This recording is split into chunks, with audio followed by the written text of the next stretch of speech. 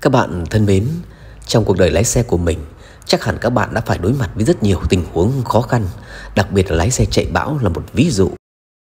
Hôm nay 4K Discovery sẽ kể cho các bạn một trải nghiệm đáng nhớ của mình khi lái xe chạy đua với cơn bão Yagi.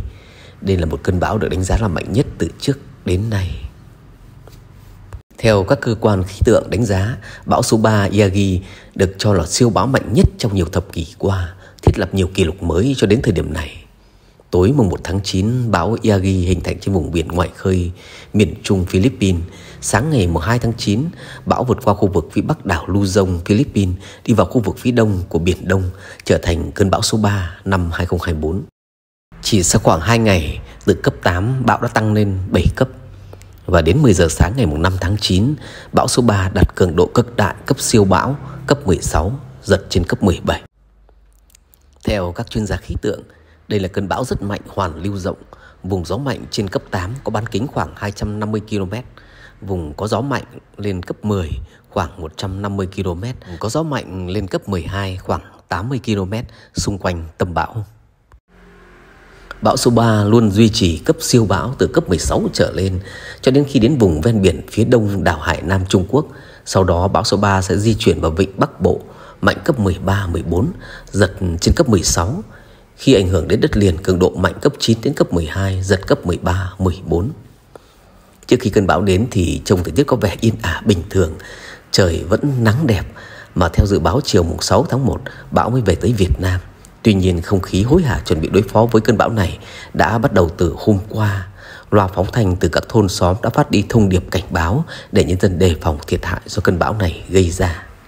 Hôm đó tôi vẫn phải đến cơ quan làm việc theo lịch, và sau khi rời cơ quan tôi phải đưa con gái lên Hà Nội khi kỳ nghỉ hè đã hết. Trong điều kiện bất khả kháng, tôi vẫn quyết định lái xe đi. Cung đường mà tôi lựa chọn chính là Hòa Bình đi cao tốc Pháp Vân đến Hà Nội, với hy vọng đây sẽ là cung đường di chuyển nhanh nhất. Thông thường với tốc độ 100 km/h trên cao tốc thì đến Hà Nội chỉ mất khoảng 1 giờ. Tuy nhiên mọi thứ đã không giống như tôi dự định. Do tâm lý chạy bão như nhau nên việc di chuyển cũng sẽ chậm hơn. Đặc biệt khi vào tới cửa ngõ thủ đô, nút giao Pháp Vân Giải Phóng, tôi đã bị chậm hơn so với thường lệ do ách tắc tại đây mất nửa giờ.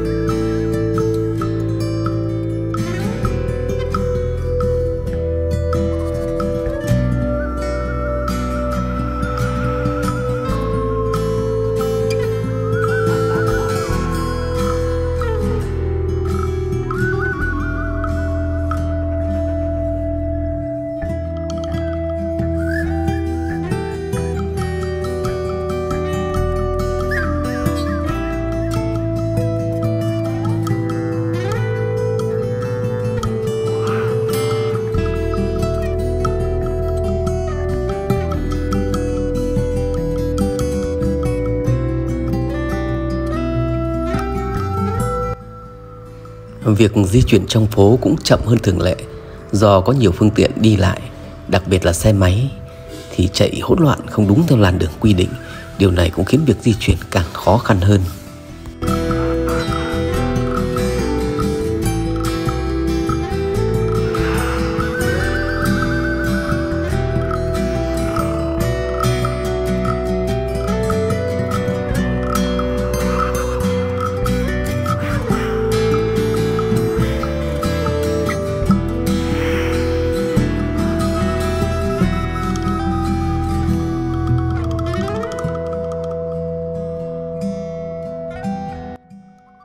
Điểm đến của tôi là ngõ 51 trên đê Nguyễn Khoái, nên tôi quyết định chạy theo đường vành đai 2 rồi rẽ vào phố Minh Khai, sau đó lên đê để tránh ùn tắc.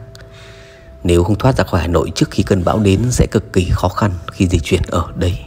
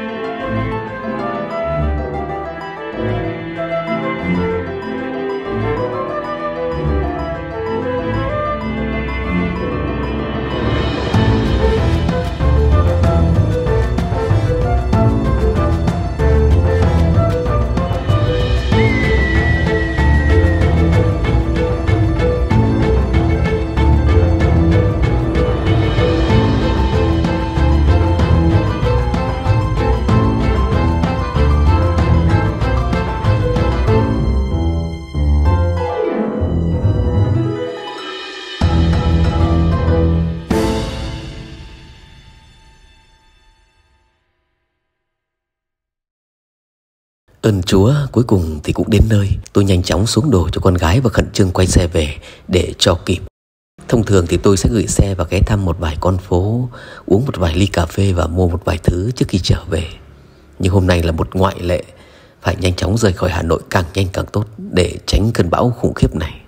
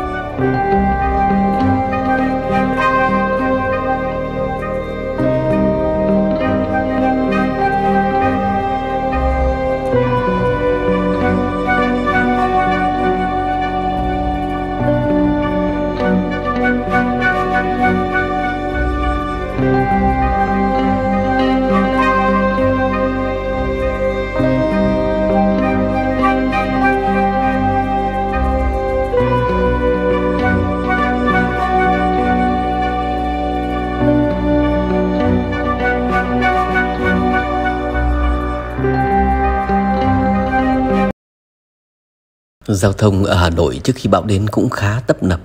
Dường như mọi người đều cảm nhận được sự nguy hiểm của cơn bão gây ra, nên ai cũng hối hả tìm đường ẩn nấp. Và tôi lại bị tắc thêm 30 phút nữa.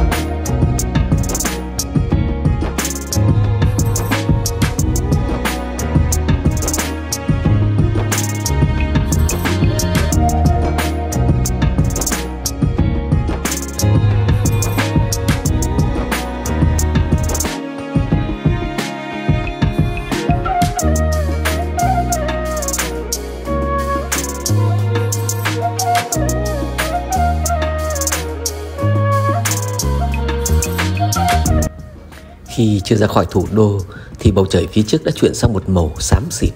Những đám mây kỳ dị như những con rồng lớn đang chờ đợi ở phía trước.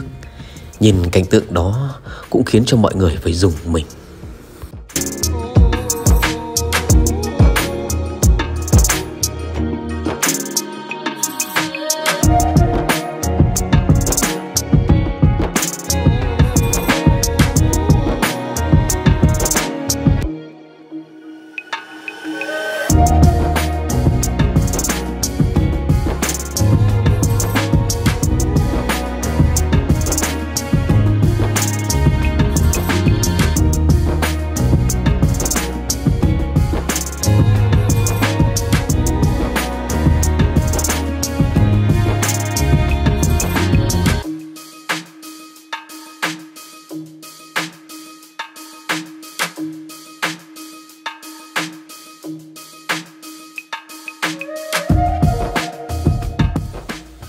Sau khi lái xe một cách khá khó khăn qua hàng loạt những chiếc xe đi cùng chiều để vào cao tốc Pháp Vân, cuối cùng thì tôi cũng được vào được cao tốc. Tuy nhiên trời bắt đầu có sự thay đổi, gió mạnh dần lên khiến việc điều khiển xe khá khó khăn và đôi chút nguy hiểm nữa.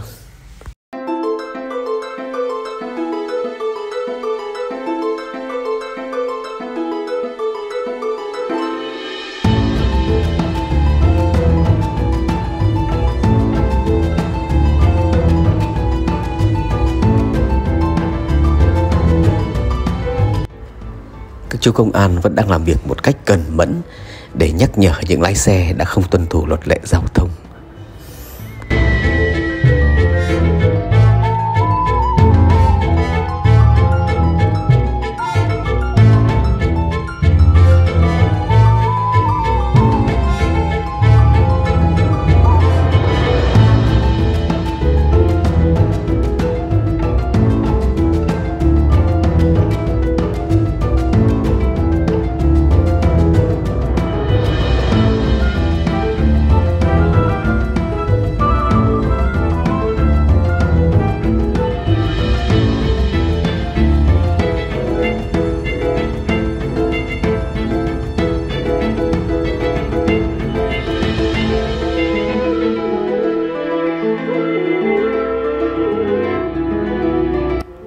Phía trước hướng di chuyển của tôi là những đám mây lớn hình rồng đang vươn mình ngày càng gần, hứa hẹn một cơn mưa lớn không chờ mà đến.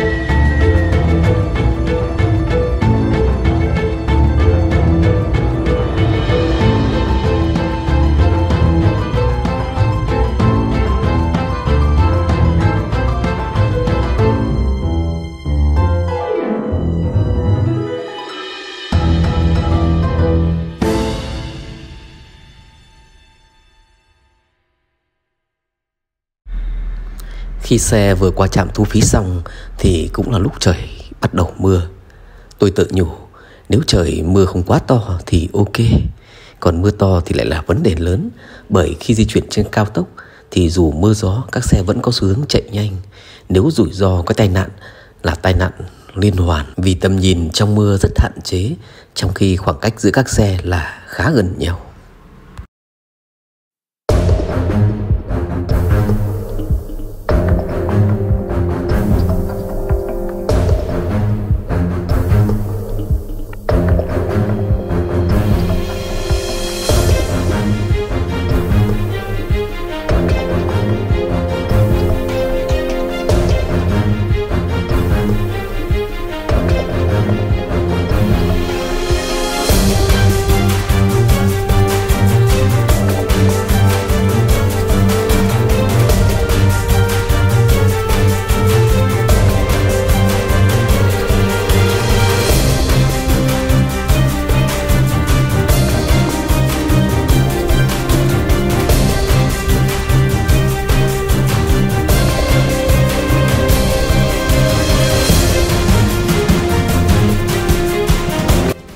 Như các bạn đã thấy, mặc dù gạt mưa đã đạt ở mức độ nhanh nhất, máy quay thì chế độ 4K, mà phía trước vẫn hư ảo như trong mơ.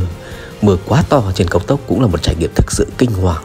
Chúng ta ít có sự lựa chọn nào khả dĩ, mà lựa chọn duy nhất là hãy tiến về phía trước khi có thể.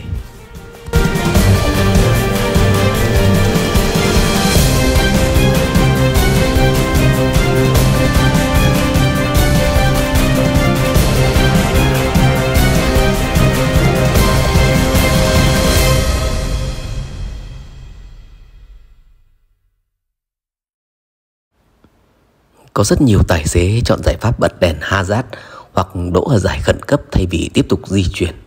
Nhưng sẽ là vô cùng nguy hiểm khi bão đến với tốc độ gió cấp 15 trở lên, sẽ đủ sức hất văng một chiếc ô tô lên trời. Tiếp tục di chuyển để chạy bão là một quyết định khôn ngoan.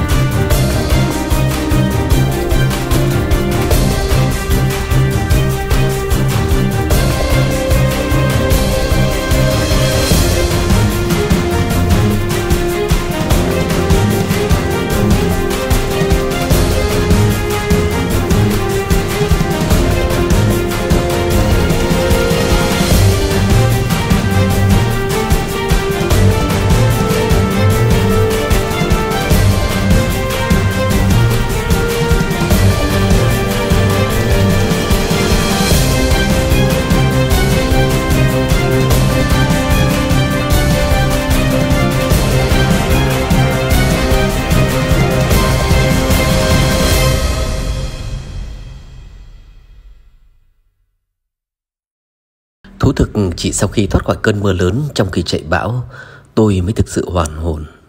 Tuy bản lĩnh lái xe không phải là tồi, nhưng những tình huống bất trắc có thể xảy ra bất cứ lúc nào trong điều kiện thời tiết gió bão như hôm nay. Ví dụ một chiếc xe nổ lốp hay một va chạm nhỏ giữa các xe phía trước cũng sẽ đưa mình vào tình huống khó. Đạp phanh gấp trong điều kiện như thế này là quá nguy hiểm. Những chiếc xe phía sau sẽ hôn vào mông bạn ngay tức thì.